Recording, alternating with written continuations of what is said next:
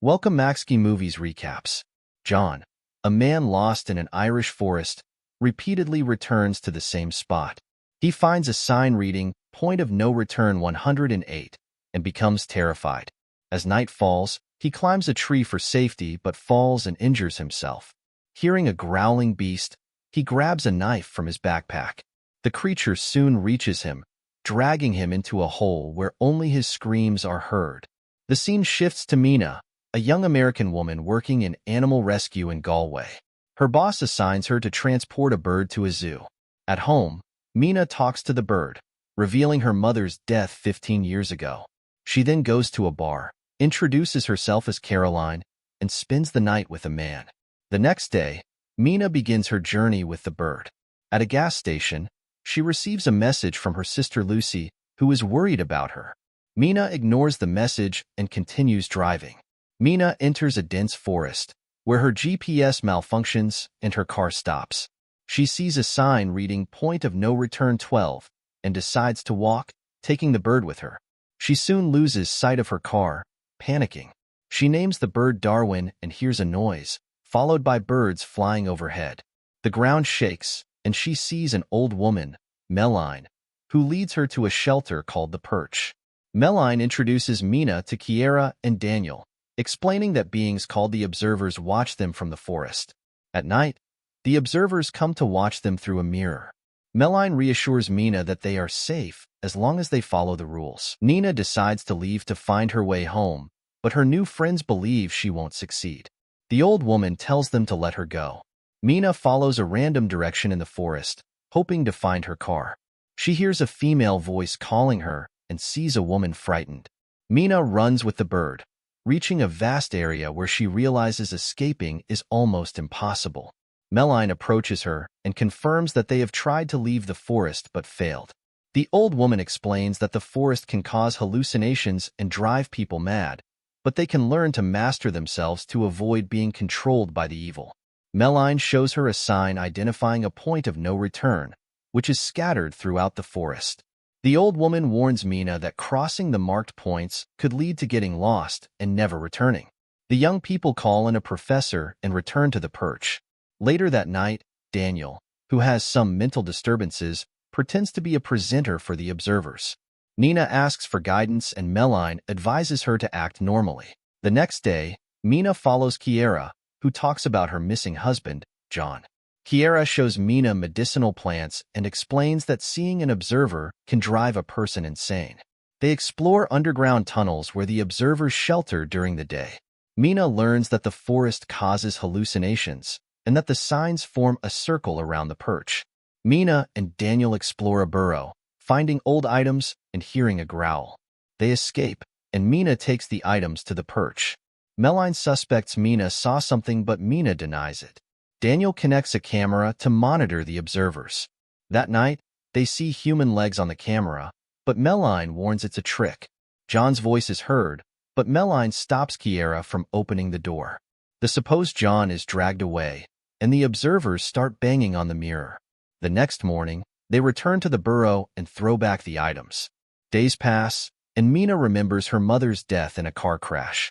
She draws the marked points in her journal. Kiera tries to throw herself into a burrow, but Mina stops her. Daniel, hallucinating, ties up Meline and runs off. Kiera follows him while Mina unties Meline. They find the Perch locked and hide in a shelter. A creature approaches, but moves towards the Perch. The creatures search for Meline and Mina, giving them time to convince Daniel to open the door. Meline reveals she was a professor of folklore and mythology. She explains that the Observers are ancient beings known by various names and can mimic their victims. The group, fearing the Observers, discovers a hidden passage beneath a rug and opens a bunker. They find it spacious with electricity supplies and evidence of its previous inhabitants studying creatures.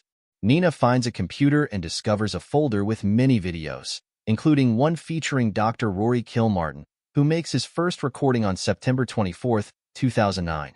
The doctor notes that the Observers are improving daily and transforming to resemble them, but with incorrect proportions. Kilmartin is seen in various videos, including one where he hires 13 men a day without money or family to build the bunker. He also sees an observer in the form of a girl, emphasizing the creature's shape-shifting ability. In another video, the doctor is seen with a creature in a cage, claiming he won't harm it. In the last video, Kilmartin states that he will destroy his specimen and himself if he escapes the forest. The group spends the night in higher spirits to forget the danger and prepares to leave. At point 134, they pass a place known as the rock that seals the passage of imprisoned fairies. The group reaches the river, where they hear the creatures grow hastily. They run to the boat, but Daniel hears John calling him. Kier warns him not to help him, but they don't have time. John realizes he has been deceived and kills him. Many other changelings appear on the riverbank, and the three women parts on the boat, watching the changeling transform into Daniel's appearance. The next morning, Mina wakes up to the sound of birds singing and finds herself near a bridge. She and three other women, Nina, and Kiera, get off the boat and wait for a bus driver to arrive in Galway. Mina returns to her home and visits Dr. Kilmartin's office, where she discovers a scroll detailing the ancient history of fairies living among humans before they became wild. The scroll illustrates how fairies lived among humans and even formed families and partners. However, the mixing of the two species created more peculiar beings who could even duplicate deceased people. The doctor expresses his desire for the truth of this legend, as it seems true humanity could use magic to bring anyone back from the dead. Mina discovers that the real wife of the doctor was dead long before his research, and she discovers that the transformed fairy was actually a transformed fairy. They imagine her as different because she can walk in sunlight. As Mina goes to wash her hands, she notices cockroaches in the sink and realizes the environment is infused with magic. A vehicle approaches the house, and when she steps out, she sees Kiera in her car. She realizes that the observer has taken Kiera's form and is now a hybrid. Nina questions the observer about its ability to leave the forest and walk in the light, but the bee being releases Mina to hear what she has to say. Mina believes she is not a monster and believes she can control her body.